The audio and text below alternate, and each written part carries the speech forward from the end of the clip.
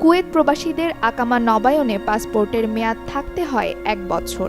1 বছরের কম হয়ে গেলে আকামা নবায়নে গুনতে হয় জরিমানা। সম্প্রতি 10 বছর মেয়াদী ই-পাসপোর্ট চালু হওয়ার পর থেকে পূর্বের 5 বছর মেয়াদী এমআরপি পাসপোর্ট সেবা শিথিল করে দেয় বাংলাদেশ সরকার। এতে নির্দিষ্ট সময় পেরিয়ে গেলেও মিলছে না এমআরপি পাসপোর্ট।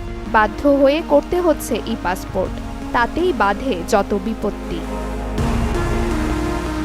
ই-পাসপোর্ট বানাতে প্রয়োজন হচ্ছে জন্ম নিবন্ধনের ইংরেজি সনদ কিংবা এনআইডি কার্ড, যার তথ্য মিল থাকতে হবে পূর্বের এমআরপি পাসপোর্টের সাথে।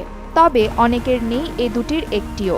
আবার কারো কারো তথ্যের গড়মিল থাকায় সংশোধন করতে গিয়ে পড়তে হচ্ছে ভোগান্তিতে। বর্তমানে এমআরপি পাসপোর্ট শিথিল করার কারণে আমরা ই পাসপোর্ট নিয়ে ভোগান্তি শিকার হচ্ছি। কেননা আমাদের ই পাসপোর্টের সাথে আমাদের ভোটার আইডি কার্ড, এনআইডি কার্ডের এবং জাতীয় পরিচয়পত্রের মিল নেই।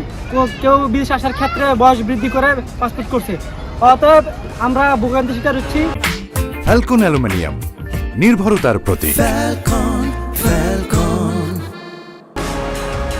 পূর্বের এমআরপি পাসপোর্টের তথ্য দিয়ে ই-পাসপোর্ট কিংবা এনআইডি বা জন্ম নিবন্ধনের তথ্য সহজে সংশোধনের দাবি কুয়েত প্রবাসীদের। পুরাতন পাসপোর্ট ডেটা দিয়ে আমরা প্রবাসীরা নতুন পাসপোর্ট আবেদনের সুযোগ চাচ্ছি।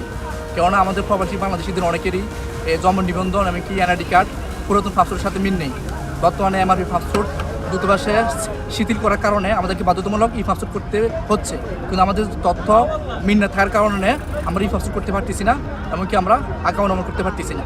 নানান কারণে আমাদের হয়তো বিদেশে আসতে গিয়ে বয়সের অথবা নামের গরমিল পাওয়া যায়, যার জন্য আমরা ই পাসপোর্টে অনেক ভোগান্তির শিকার হই। আমাদের দ্রুত একটা সমাধান হওয়া দরকার। এমআরপি পাসপোর্টটা সহজ করে দেওয়া অথবা পূর্বের পাসপোর্ট দিয়ে ই পাসপোর্ট করার সুযোগ করে দিলে প্রবাসীদের জন্য সুবিধা হয়। দেশের অর্থনীতিতে বড় অবদান রাখেন প্রবাসী বাঙালিরা। বিভিন্ন দেশে অবস্থান করছেন কোটিরও বেশি প্রবাসী বাংলাদেশি।